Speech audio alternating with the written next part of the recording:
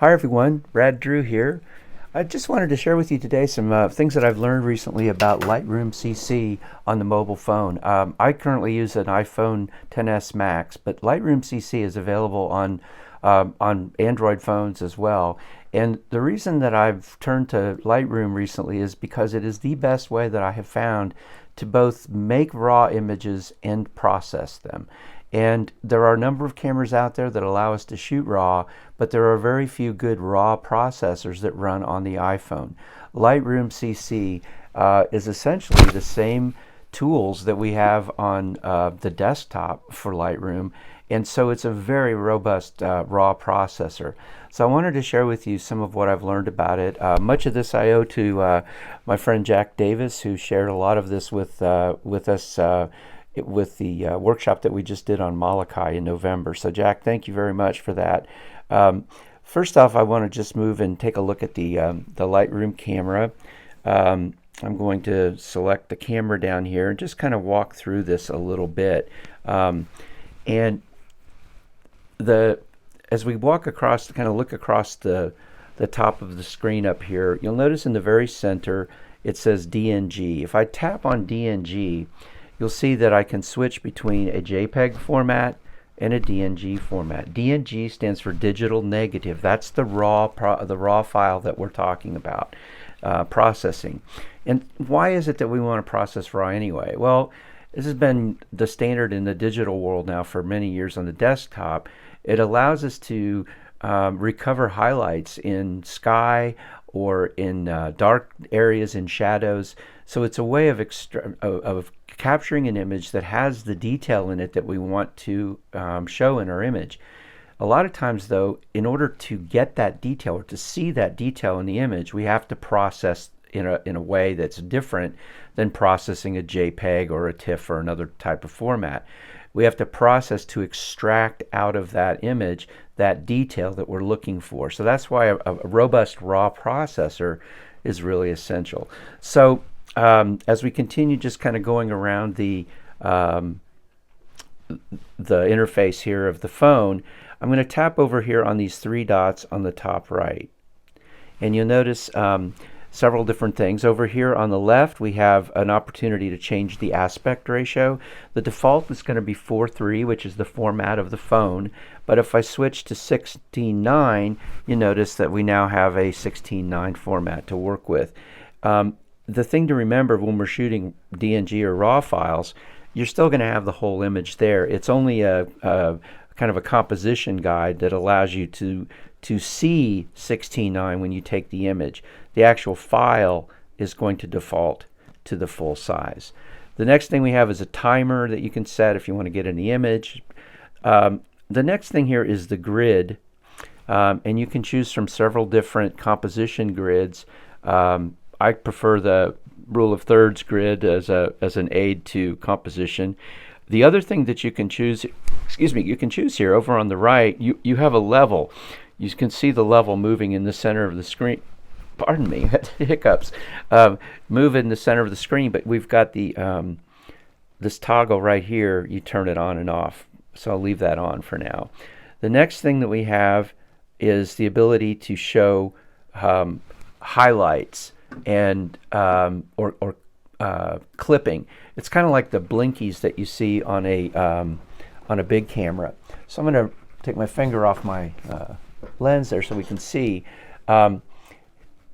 If I have highlights not turned on, you can see I'm really blowing out this area up here in the image, and I'm adjusting my compensation by sliding my finger back and forth. But if I go up here and toggle highlight clipping on, now when I start to approach brightness, you can see the Lightroom is showing me, hey, those areas of your image are too bright. You need to tone down your compensation. So this is great when you're outside shooting a landscape. You can really fine-tune this to where you're not blowing out any part of your image at all. So that's something I like to keep on when I'm taking the image. The next thing we have over here are settings that have to do with the screen brightness, which I like to have the maximum, but it does take up a little of your battery. And geophoto tags. Geotags I like to have on, so it tags my image location information. The next thing here is the high dynamic range. You do have the opportunity in Lightroom to shoot high dynamic range in RAW, and when you do that, you can choose to save the unprocessed output, the unprocessed original, as well as the output. One of the things you'll want to think about is whether, what kind of space you have, storage space you have on your phone. The HDR files are quite large, and even the unprocessed original is going to be a RAW file. So if you have limited space, you may want to opt to not select this. I have the 0.5 terabyte of storage on my XS Max, so it's really not an issue, and I like to save the unprocessed image because sometimes even though the output image isn't viable, the unprocessed image might be. So go ahead and tap that. And then to put those tools away, I'm just going to tap the 3 dots up here in the upper right corner, and they disappear for me. If we go down to the bottom here, we have other controls across the bottom, the shutter button right in the center there. But then if I tap over here where it says auto, these are the different types of camera options that I can choose. I can have everything done automatically, so all my shutter speed, all of those things are going to be adjusted automatically. And honestly, it's a very, very good option. I frequently shoot, or most often shoot, in the automatic realm. You do have a professional mode here that allows you to adjust independently your shutter speed, your ISO. You can adjust your white balance, and so on. So you do have that option. If you are one of those who want to have that control, that's fine. The other thing that you'll notice here is we have high dynamic range. As I was saying before, you can capture a high dynamic range image. They're going to be very large files. What I have found since I've had the ability to process RAW in Lightroom, I find that I'm not shooting HDR nearly as much because I'm able to recover highlights and details and shadows processing the RAW file, and I don't really need HDR as much. So that's something that I'm very judicious about using. The other things you'll notice down here are long exposure and depth capture. Now, you're probably looking at that going, I don't have those things. Well, I didn't either until Jack mentioned them to us while we were at on Molokai. Those two things are, I guess they're in beta mode, and let me see here. They're in beta mode, and you have to actually activate them. So to do that, I'm going to close out of the camera for a second. I'm going to go back to my recently, let's see, can I do it there? No. Yeah, okay, so I can go down to settings, very bottom, and as I scroll down to the very bottom, you notice technology previews. If I select that, I have two options to turn on long exposure and another one called depth map support. Long exposure is going to allow you to take an exposure anywhere from a half a second up to 5 seconds. And it's great for if you're trying to get soft water, like in a moving stream, or you have fast moving clouds across the sky. It's done so that you can hand hold it though, which is really remarkable, and it will stitch those images together. Anything moving in the image will show a soft blur, while anything that's not moving will be stationary. The depth map support has to do with setting the depth of field after an image is taken. It is not yet activated, but I just have it turned on. So I'm going to go ahead and close out of that, and let's go back to the camera and take a look at long exposure. So here's what's happening with long exposure. When I select long exposure, the thing I can tap on seconds here, and I can choose to capture exposures anywhere from a half a second up to 5 seconds, and it's going to continuously shoot during that 5-second period, capturing a lot of images that it then compiles or blends together and any motion in those images will show as movement. One of the things to keep in mind is that while it's processing this image, these images, it's taking up space on your hard drive on your phone. That space is freed up when the process is done, but if you are operating with limited storage space, you may want to avoid doing a long exposure until you can open up some of that space on your hard drive. If you have a lot of space, 250 gigabytes or the half a terabyte that the new phones have, you probably won't have any problem with that at all. But it's a neat new feature. I'm excited to play more with it. Again, the shutter button there in the center, and as we go across, you also have the opportunity to switch between your wide angle and your telephoto lens. So, excuse me, so you can switch back and forth there. If we go to automatic, you also, in the automatic or professional mode, you can choose different filters and that you can lay over your image. That's essentially it for the camera. Once you take your shot, it stores it. Let's go to my recently. There's that last image that I just took. So that's pretty much it. Now you have a raw file, and you need to begin to extract the quality out of that file that you want, and that's where we're going to go into looking at the processing sequence that I'll show you. I'm going to select this image.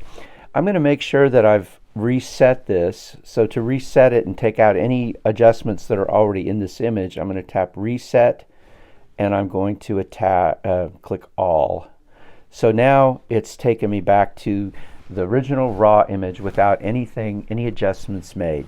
So what I want to show you now is a sequence it's a workflow for processing your images in Lightroom. And again, I want to thank Jack Davis for sharing this, what he calls Lightroom Tango. I'm going to share a variation on it that I use, that I've used based on what he shared with us in Molokai, but hopefully you'll find it useful as well. So here goes. What we're going to do first, again, down here across the bottom are all the different tools that we have in Lightroom for manipulating this image. The first thing I want to do is go to Auto. I'm going to tap on Auto, and I'm going to take advantage of the power of Lightroom and its smarts to make adjustments, auto adjustments to the image. That's where I'm going to start. But then I'm going to tweak further. The next place I'm going to go is Effects. I'm going to go into the effects, and you notice here I can adjust clarity, dehaze, vignette, grain, and other things here. I'm going to start by working with my dehaze, maybe expand that so I can see a little bit, and I'm going to drop my dehaze down about so far. Again, you notice how it darkens the image, brings some clarity to it. I really like that effect. I might add a little bit of clarity in the top slider. And then this is where, if I wanted to, I could add a vignette, either a bright one or a dark one, to the image. Now, I don't want to do that on this image. I'm looking to have a very pristine, full frame landscape. So I want to reset the vignette to the default, or in this case, the default is 0. Well, how do I do that? If I double tap quickly on the vignette circle there, it resets to 0. So it's a really cool feature. You can use that on any of the sliders. Just double tap and it will reset to the default. The next thing after effects that I'm going to do is light. So I'm going to tap on light. This is where we can manage the exposure of the image. You've got an exposure slider at the top that you could use. Again, it's already applied an auto adjustment, so you can see some of these sliders are already in different places because we set that auto at first. But now we want to tweak it a little bit. And the first place I'm going to go is down here to my blacks. I'm really interested in the reflection that's at the bottom of the frame of the image. If I drop my blacks too much, I lose that reflection. But if I bring it up, I'm starting to get that reflection really showing up nicely, and I want that. The other thing I notice here, I've got some places, these boats over here and these clouds over here, where I'm really, I've got some bright areas. Now I want to get, let's just focus on the clouds for a minute. I want to get as much detail as I can, but if I go too far, it's real easy to blow out the clouds. Again, I'm watching my histogram up here at the, in that area, and I can see when I'm starting to clip on the right. So I'm going to back that off, and I'm looking at the image as well as the histogram, and I'm finding that that's a pretty good exposure right there. You can tweak further with your highlights and your shadows if necessary. Let's just see what happens if we lift the shadows a little bit more. We can bring out a little bit more of that reflection, and I kind of like that. So that's it for that. So the next thing, now notice we don't have to save this or anything at this point. What we're going to do is simply move on to the next step. So we just did the light adjustments. The next thing we're going to do is go to color. I'm going to tap on color, and in color you can see that we've got white balance here. Now you notice we can set the white balance if we wish. When I made this image, I was using auto white balance, so I'm going to leave it as shot. But if you photographed in the professional mode and set your own white balance, or you wanted to adjust it here, if you tap on as shot, you can go in and choose any of these different options as white balance. I'm going to leave it.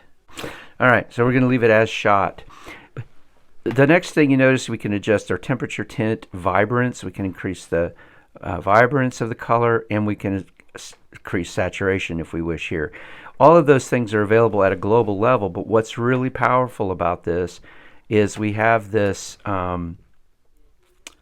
mix icon right here. I'm going to tap on it, and when I do this, I've got a color tool now that allows me to select any one of the colors in the image and adjust its hue, saturation, or luminance. So let's take the sky. I'm going to click this blue sky. This is the color of the sky in the foreground here where the reflection is. I can increase the saturation of just that blue by sliding this slider. And again, I'm going way beyond just to show you how it's affecting. But it's isolating that blue. Let's say we wanted to isolate the this yellow over here on the right along the land. I can select yellow, and I can come in here and I can increase the saturation of that. If I wanted to change the hue, I could do that as well. You can see how it's changing as I slide. And I'm going to double tap on those and bring them back to the default, which is 0.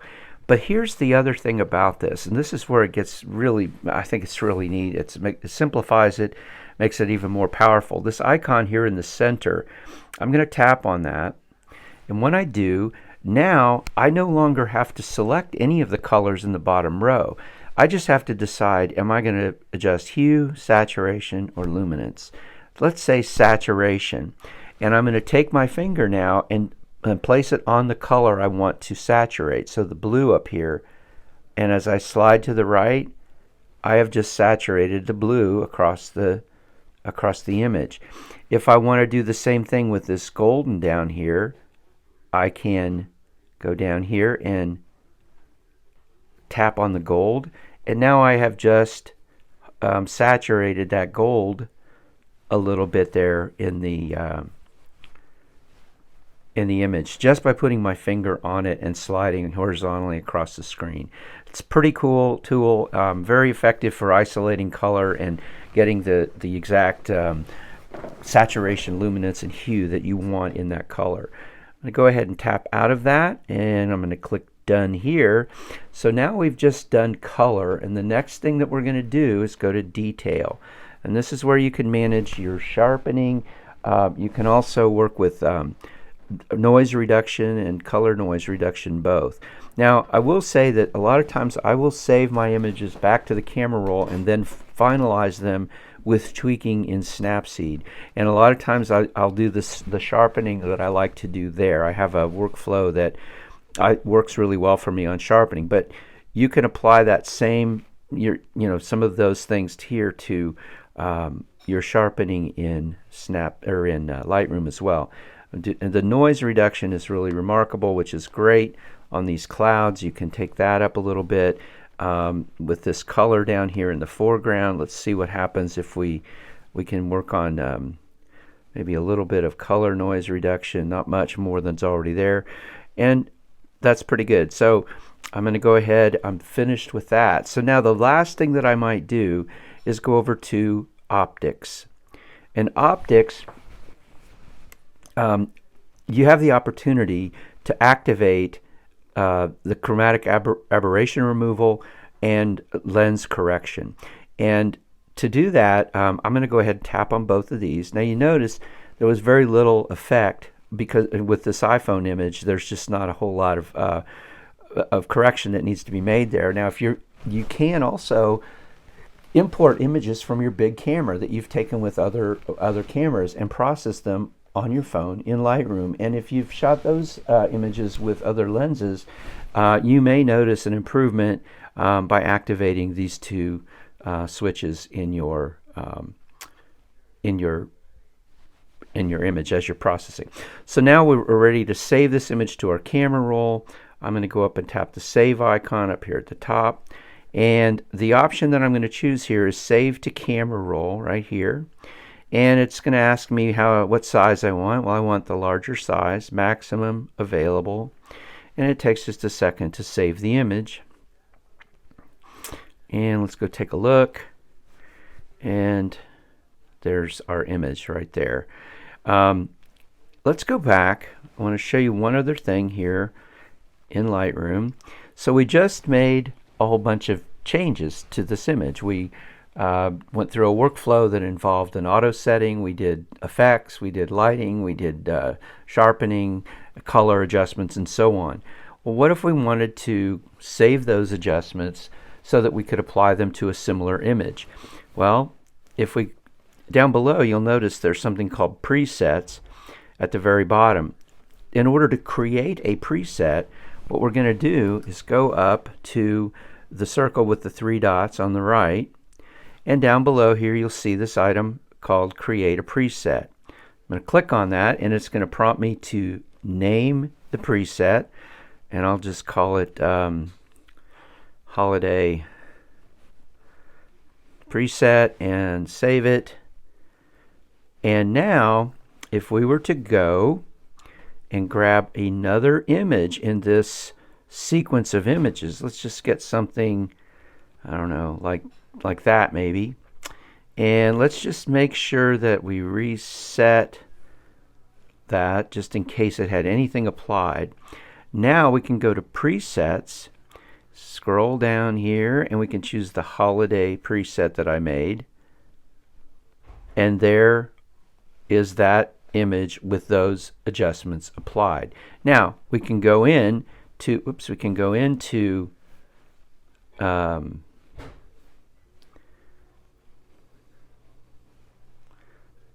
sorry, I have to hit the check mark. We can go into those adjustments and back things off, like the saturation. We can tone it down. We can go in and make any further adjustments that we want. But we've started by applying our preset, and it's gotten us more than halfway to where we want to be. Now we can do the fine tuning and the last minute tweaking. I do want to mention one other thing.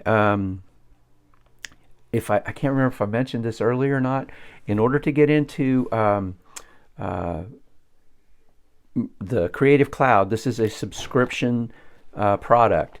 So if you already subscribe to Lightroom CC or the Creative Cloud and have Lightroom and Photoshop on your desktop, it's really a no-brainer for you to download this app for your phone because it's already covered in that subscription fee that you pay. If you don't have it yet, you can acquire Lightroom for your mobile phone as well as your desktop for $9.99 a month with Adobe, and it will give you this app for your phone as well as Lightroom and Photoshop for your PC. And you can choose different configurations of storage space and so on, but the basic in for this is $9.99 a month. Very well worth it if it's the kind of processing that you're going to want to do. I hope you found some use in this, and I'll be interested in what you think of Lightroom for your phone. By all means, if you have any questions, let me know, or you want to talk through anything, I always love hearing from people and sharing images with folks, so please do. In the meantime, have a great holiday and a happy new year. And until next time, keep on creating.